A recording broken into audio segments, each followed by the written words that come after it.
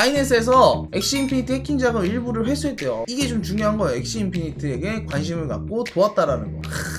아주 잘하고 있어요. 우리 바이낸스밖에 없어.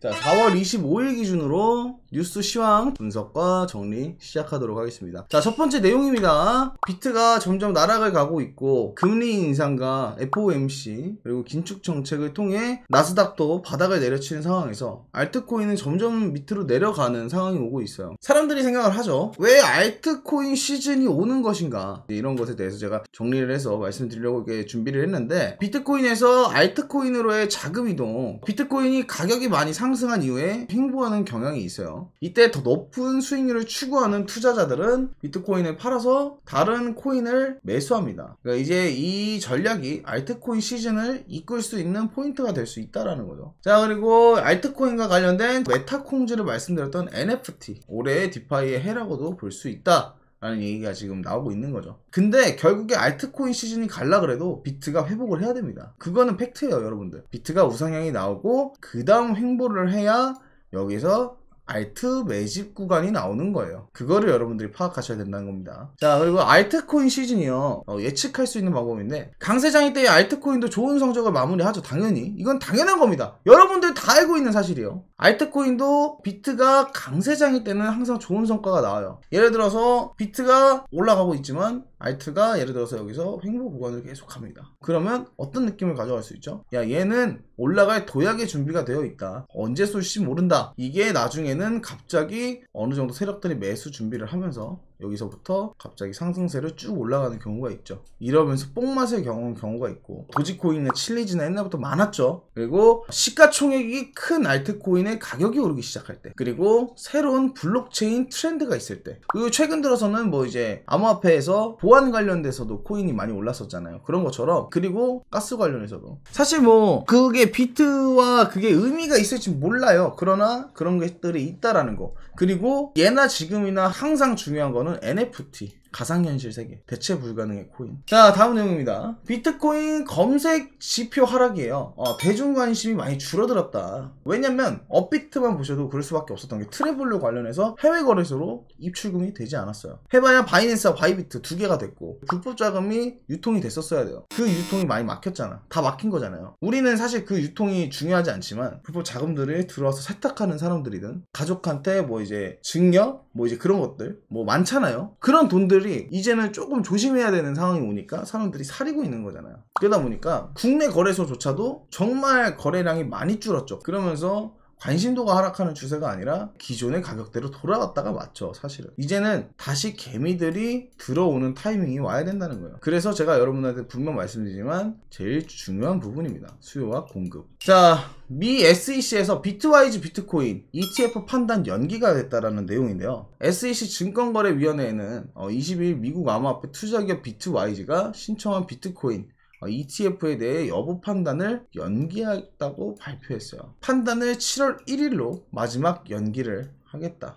보시다시피 현물 비트코인 ETF를 모두 연기 또는 비승인해왔기 때문에 BT 와이즈의 신청의 승산도 극히 낮을 것으로 예측을 하고 있다는 내용인데요. 2019년에는 같은 신청을 했지만 그때는 비승인이 됐긴 했었어요. 근데 여러분들도 아시다시피 지금 비트코인과 그때의 비트코인은 완전 달라요. 미국에 있는 모든 그 대기업들부터 해서 이제 심지어 나스닥과 거의 같이 움직여지는 그런 상황에 있는 현 시점에서 저는 이 7월 1일로 연기한 게 오히려 너무 좋은 거 아닌가? 저는 오히려 이 생각을 하거든요. 왜냐면 저번 상승 신호탄 때도 그랬고 7월 달쯤부터 터지는 신호탄이 아마 셀 거야. 이제 중기 시장. 그래서 7월부터 시작해서 11월에서 12월까지 비트가 상승하는 차트를 만들어주면 우리가 원하는 시나리오가 만들어질 수 있다. 그죠? 그래서 저는 나쁘지 않다고 생각합니다. 과연 이 최종 연기 때 어떻게 될지 모르겠지만 원래 여러분들도 아시다시피 그래요. 항상 결과보다는 추측성과 되기 전 그때가 더 핫하거든요. 그죠? 정말 많은 얘기들이 오갈 겁니다. 그때가 진짜 아마 비트가 이제 움직이는 변동폭이 커지기 시작할 거예요. 자, 그리고 그레이스케일 비트코인 ETF로 전환 승인되도록 미 ECC에 서한을 발송을 했다라는데요. 그레이스케일 회사는 진짜 칭찬을 많이 해줘야 돼. 나름대로 진짜 노력을 많이 해요. 플랜 B랑 똑같이 보면 안 돼. 플랜 B는 개쓰레기 새끼, 떠들기만 하면 좁혀버려야 되는 새끼라고 치면 그레이스케일 회사는 일단 박수부터 쳐줘야 되는 회사입니다. 그레이스케일이 짱이에요. 다른 말이 뭐가 필요해. 비트코인은 ETF로 전환 승인되도록 얘네들이 계속적으로 이걸 어필을 하고 있고 계속 노력을 하고 있잖아.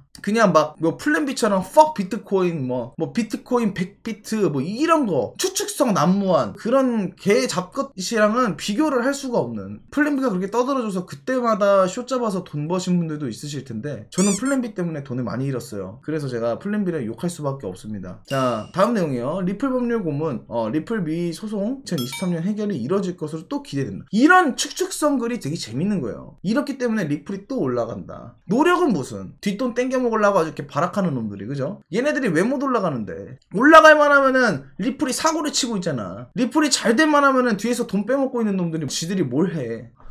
에휴 씨, 얘랑 도지랑은 똑같이 보면 안 돼요. 근데 여러분, 리플은 좀 믿고 거르는 게 맞지 않나. 자, 아디다스 오리지널에서 실물 제품 주문 기능이 오픈됐대요. NFT 컬렉션에서 아디다스가 이제 보유자 대상에서 실물 제품 주문이 기능을 이제 오픈할 예정이라는 얘기고요. 이제 이더리움의 가스비 외에는 다른 추가 비용이 없다라는 내용입니다. 이제 아디다스도 NFT 쪽에 완벽하게 진입을 하겠다, 발 뻗겠다. 자, 사우디 국내에 암호화폐 블록체인 구현 방안 검토 중이라는 내용입니다. 그냥 알고 가시면 돼요. 다음 내용이요. 나이키가 RTF KT와 협력하여 최초의 이더리움 NFT 운동화인 크립토 킥스를 출시한다고 해요. 이거 좀 잘 되겠다, 그죠? 이런 콜라보 이런 신발 있죠. 와, 이런 거는 진짜 거짓말 안 치고 저희 방에 있는 인부형 같은 사람들이 그렇게 좋아해. 와, 이거 좋은데? 이거 리셀가 비싸겠다. 덩크가 모델이 된 NFT가 경락되어 있는 게 판명되고 12이더네요. 2더. 역시 나이키는 기대를 저버리지 않습니다. 바이낸스에서 엑시 인피니티 해킹 자금 일부를 회수했대요. 회수금은 아직 1%에 불과하다. 자, 가상자산거래소 바이낸스가 최근 엑시 인피니티에서 발생한 해킹 사건 해결에 적극 동참을 하고 있다. 아주 잘하고 있어요. 우리 바이낸스밖에 없어. 이제 바이낸스 거래소에 유입된 이제 해커들의 일부 자금을 압수한 거죠. 인피니티의 해킹 자금을 이동하기 시작했고 그중 일부는 바이낸스에서 이뤄졌다. 이제 그 580만 달러를 회수를 했다는 겁니다. 이제 자금의 1%에 불과하긴 한데 바이낸스가 엑시 인피니티를 도왔다. 이게 좀 중요한 거예요. 엑시 인피니티에게 관심을 갖고 도왔다라는 거. 저 같은 경우는 이런 글이 너무 좋아요. 왜냐? 제가 엑시 인피니티를 사랑하고 존경하고 엑시 인피니티는 크게 돼야 될 놈이기 때문에 바이낸스가 이렇게 도움을 주고 있다라는 건 여러분들도 아시다시피 대장주잖아요. 해외 거래소 중에 대빵입니다. 그죠? 뭐 물론 이 1%가량 밖에 안 되긴 하겠지만 사실 이 해킹에 돈이 중요한 게 아니야. 바이낸스가 엑시를 돕고 있다. 엑시를 도우려고 한다. 그게 중요한 거죠. 올라갈 또 원동력을 만들 수 있다는 거죠. 엑시가 새로운 게임도 나왔고 차트도 나쁘진 않아요. 언제 올라도 이상하진 않은 차트인 건 여러분들도 알고 계시잖아요. 그죠? 비트만 회복하면 회복해 견뎌요. 견딥시다. 자, 도지코인이 인터넷 없이 라디오 전송에 성공을 했다. 자, 인터넷 없이 도지코인이 100마일 떨어진 곳에 전송했고 스타링크를 통해 메인넷에 중계했다라는 내용입니다. 화성까지 이어진 인터넷 케이블은 없다. 라디오로 화성까지 도지 전송이 가능해졌다. 이제 씨발 할 게 없어서 별의별 것들을 다 얘기하는데 도지가 인터넷 없이 라디오 전송이 됐다라는 내용입니다. 이게 중요한 건가? 야, 낼 게 없어서 씨발 라디오 도지? 이건 좀 억지지 않나? 이런 기사를 쓰는 건 좀 너무하지 않나요? 자, 스트라이프 폴리곤 통한 암호화폐 결제 지원이 됐고 트위터에 첫 적용이 된답니다. 자, 여러분들 폴리곤도 NFT 관련주기 때문에 나름대로 차트가 계속 우상향 중에 있고 있어요. 차트만 봤을 때는 이제 올라가기 시작하면 폴리곤도 다시 한번 상승세를 가져갈 수는 있을 것 같아요. 스트라이프는 추후 더 많은 네트워크와 디지털 화폐를 추가로 지원할 계획이다. 자, 그리고 신세계 메타콩즈와 체결을 했다는 건데요. NFT 제작 판매에 나선다라고 합니다.